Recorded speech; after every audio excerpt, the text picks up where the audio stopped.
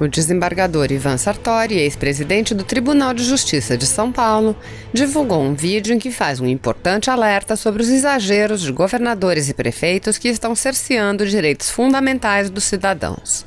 Sartori disse: "Nosso pânico está permitindo que esses oportunistas implantem o controle social, implantem uma ditadura como nunca se viu." Sartori explicou que o país não está em estado de sítio e afirmou: "Os nossos direitos fundamentais não podem ser afastados nesse estado de calamidade", acrescentando: "Vamos abrir o olho, o país está indo para o caos graças a esses ditadorizinhos de plantão." Assista. Olá, amigos, Ivan Sartori. Estou aqui refletindo cá com meus botões nessa altura da minha existência. Eu nunca pensei passar por uma ditadura como nós estamos presenciando aqui, vivendo aqui. A nossa liberdade de locomoção, liberdade de ir e vir, já não existe. Manifestação de pensamento, já vem logo um jornaleco aí, a serviço do prefeito, desqualificar as pessoas que se põem contra o entendimento dele, como já aconteceu aqui em Santos. Pessoas não podem mais caminhar no calçadão, na praia, idosos são abordados caminhando aí pelas ruas e às vezes de forma truculenta. Gente, o nosso pânico está permitindo que esses oportunistas implantem um controle social, implantem uma ditadura como nunca se viu, nem mesmo na época do regime militar. Surfistas agora foram retirados da praia, do mar. Será que o prefeito vai trazer aquele termo de exploração econômica para dizer que tem jurisdição sobre o mar? Eu acho que a procuradoria acho que vai defender isso, será? Ele não podia nem interditar a praia. Aquele termo garante só a exploração do espaço. E obrigando o prefeito a manter o acesso à praia. A lei do coronavírus não delegou para ele interditar a praia coisa nenhuma. A praia é bem da União, é a União só que pode interditar, inclusive por força do coronavírus.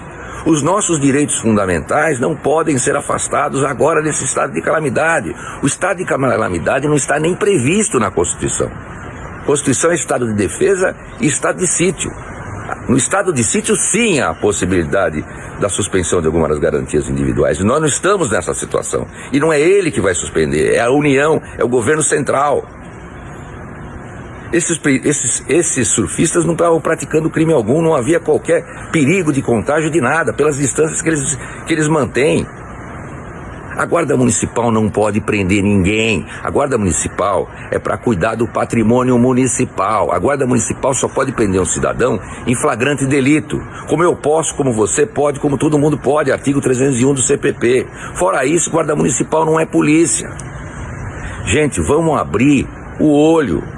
O país está indo para o caos, graças a esses ditadores, esses ditadorzinhos aí de plantão, como esse Paulo Barbosa, como esse Dória. Nós temos que mudar isso. Nós não podemos mais aceitar. Quando a gente vê a legalidade, a inconstitucionalidade à frente da gente, nós temos que nos posicionar mesmo, ativamente. É isso que eu penso.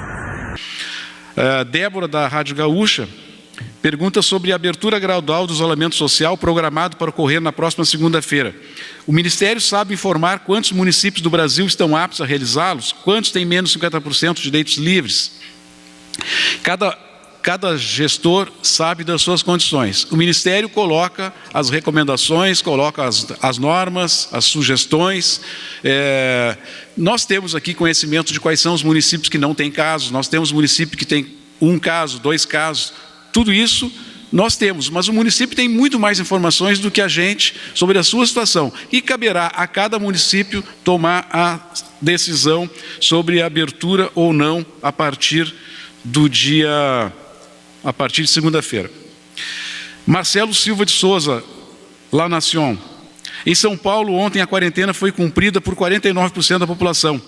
Qual o impacto desses números? O secretário Anderson respondeu para a colega que fez a pergunta agora há pouco aqui. Cristina Lemos, da Record. Temos assistido a um relaxamento geral das regras de distanciamento nas principais cidades brasileiras, notadamente São Paulo e Rio de Janeiro. Quais as consequências dessa atitude no curto e no médio prazo? Os governadores erram em afrouxar as regras nesse momento? O Brasil pode avançar para um Quem decretará, se houver? Deixa eu comentar um pouco sobre isso. Eu sugiro a todos, agradeço aqui a Cristina Lemos, mando um abraço para ela.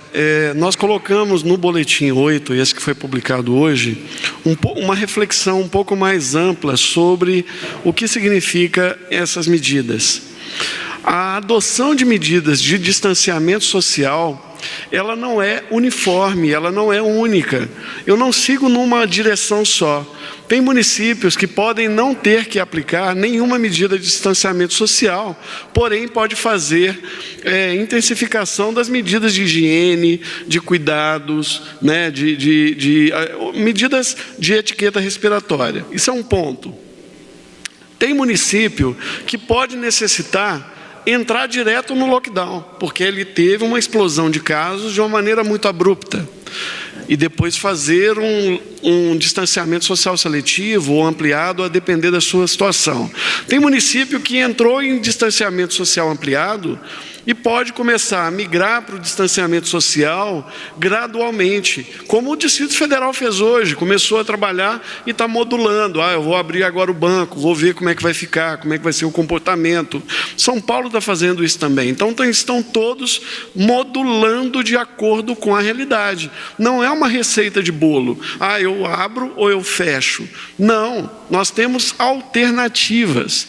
Só que estas alternativas, explicitadas no documento que nós publicamos hoje, no boletim número 8, elas dão sugestões. Nós não estamos obrigando, assim como nós não obrigamos nem sugerimos que os estados e municípios fechassem.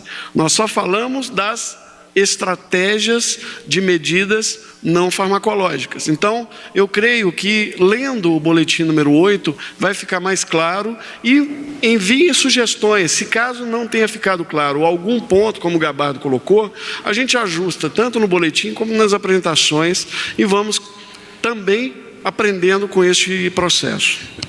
Anderson, a próxima pergunta é na mesma linha. A Natália, da Folha de São Paulo, diz que em documento prévio divulgado aos estados há 2 semanas, o Ministério avaliava recomendar, além do distanciamento de idosos, escolas, faculdades continuassem fechadas, com possibilidade de estender até maio, bares e comércios pudessem funcionar 50% da capacidade. O documento previa distanciamento a mais grupos vulneráveis. Embora os boletins divulgados citem em parte essa questão, há uma previsão de uma recomendação mais efetiva para escolas, faculdades, comércio, como na proposta anterior. Além disso, o ministro vinha falando em condicionantes. São as mesmas que entraram no boletim 7?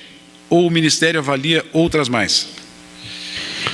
É uma boa pergunta da Natália. A Natália vem acompanhando esse processo com muito detalhamento. Os condicionantes são estes e podem ter outros que sejam específicos de cada localidade.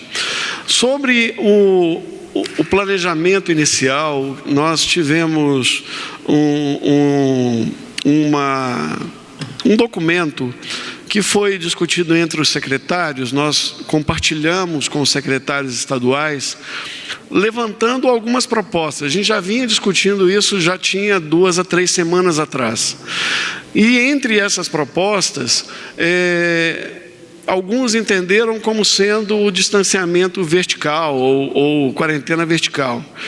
O que nós colocamos ali naquele documento, que já vinha sendo discutido e avaliando modelos de outros países, não há dúvida, há um consenso geral que o distanciamento social de idosos e pessoas com comorbidade é uma assunção, é uma premissa básica. Então não há dúvida sobre isso. Não há dúvida de que escolas, nesse período mais intenso, elas, em muitas localidades, onde a transmissão está mais intensa, necessitam permanecer com antecipação das férias, uma organização que lhes permita evitar um deslocamento grande de jovens, porque aí os pais têm que levar para a escola, você tem aglomeração. Então, este é um momento que ainda é possível fazer algumas medidas nesse sentido. Sobre o comércio, Sobre as atividades comerciais, aqui em Brasília nós temos as feiras. Eu estive na Feira de Vicente Pires, por exemplo, que é uma feira de produtores muito boa que tem num bairro chamado Vicente Pires, aqui em Brasília. O Corpo de Bombeiro estava na porta fazendo medida de temperatura, nem todo mundo entrava de uma vez, nós podíamos comprar as frutas e verduras e sair por outra porta, ou seja, houve uma organização muito, muito boa feita pelo governo do Distrito Federal. Assim também está sendo feito em vários supermercados, tem distanciamento, foi feito isso nos bancos. Então, todos os gestores estão buscando, como eu disse, modular, calibrar ou adequar que setores ou que segmentos podem ser abertos num primeiro momento, num segundo momento e, como eu disse, não é uma receita de bolo. Se precisar retornar e fechar novamente, o gestor vai ter que fazer, é natural que isso aconteça. Nós esperamos que não, porque as medidas, até onde nós estamos acompanhando, apesar de estarmos olhando muito para os casos graves, as medidas nos parecem ter um efeito muito positivo. Elas estão fazendo efeito nos locais onde tem uma incidência maior de casos de coronavírus, e assim nós estamos acompanhando com os gestores estaduais e municipais. Mas nós não vamos entrar no mérito se deve abrir segunda-feira, ou abrir terça-feira, ou abrir quarta-feira. A responsabilidade é do gestor local. E nós estamos aqui à disposição para refletir conjuntamente com esses gestores.